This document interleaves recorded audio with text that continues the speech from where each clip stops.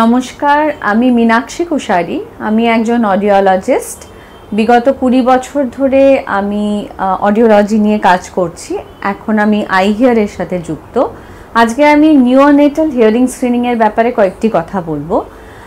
এখন সারা বিশ্বে এটি ম্যান্ডেটরি হয়ে গেছে যে কোনো শিশু যে জন্মাচ্ছে তার জন্মানোর 48 ঘন্টার মধ্যে বা তার ডিসচার্জের আগে, হসপিটালের থেকে ডিসচার্জের আগে তার কিন্তু হিয়ারিং স্ক্রিনিং হওয়া অনিবার্য।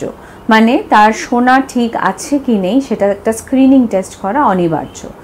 এবার এটা কেন প্রয়োজন? কারণ শিশুরা মোটামুটি 1-1.5 বছর বয়স অবস্থায় কথা বলতে শুরু করে বা 6 মাস বয়সে মোটামুটি রেসপন্স করাটা আমরা বুঝতে পারি যে সে আমাদের কথা শুনতে পারছে কিনা, রেসপন্স করছে কিনা।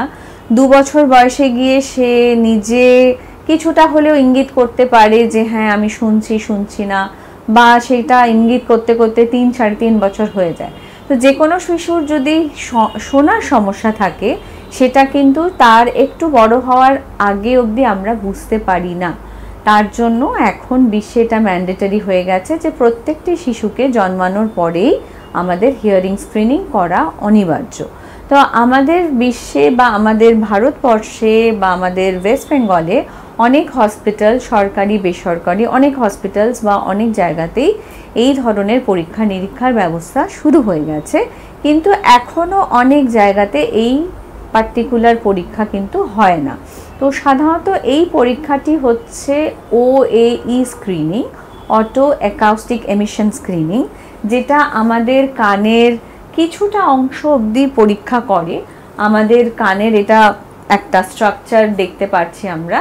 আমাদের কানের ককলিয়া বলে একটি শামুখের মতন অর্গান আছে, তার কিছু সেন্সার্সকে OAE টেস্ট করে এবং জন্মের পরে আমরা একটা খুব সিম্পল, কুইক এবং নন ইনভেসিভ, মানে বাচ্চার কোনো রকমের ব্যথা লাগবে না বা বাচ্চার কোনো রেসপন্সের প্রয়োজন নেই, বাচ্চার জাস্ট ঘুমন্ত অবস্থায় বা জেগে থাকা অবস্থায় আমরা এই পরীক্ষাটা করতে পারি এবং মোটামুটি এই স্ট্রাকচার অবধি সেন্সার্সগুলো ঠিক আছে কিনা আমরা খুব সহজেই জানতে পারি।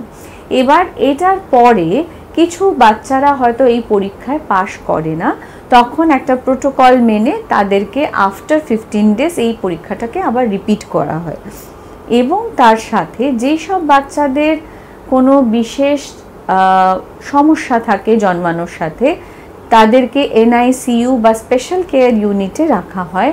ফর এক্সাম্পল, তাদের হয়তো অক্সিজেন দেওয়া হচ্ছে, তারা টার্মের আগে জন্মগ্রহণ করছেন, তাদের বার্থ ওয়েট কম রয়েছে, বা তাদের জন্মানোর পরেই নিওনেটাল জন্ডিস থাকছে বা অন্যান্য সমস্যা থাকছে, তাদেরকে হয়তো NICUতে রাখা হয়েছে।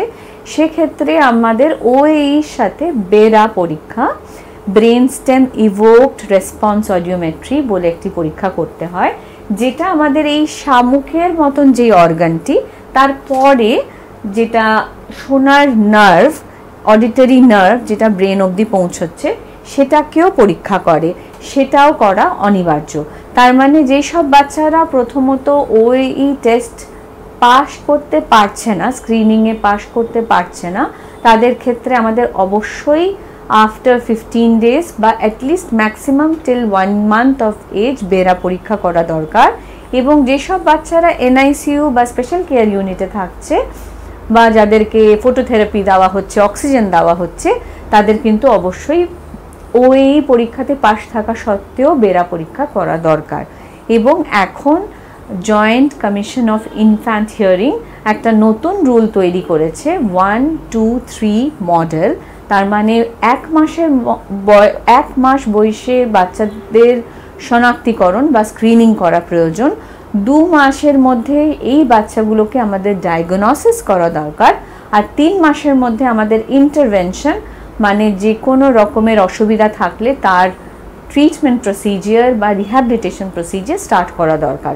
কারণ যতটা তাড়াতাড়ি আমরা অ্যাকশন নেব তত তাড়াতাড়ি এবং সুন্দরভাবে বাচ্চার ডেভেলপমেন্ট কিন্তু স্বাভাবিকভাবে এগিয়ে যাবে।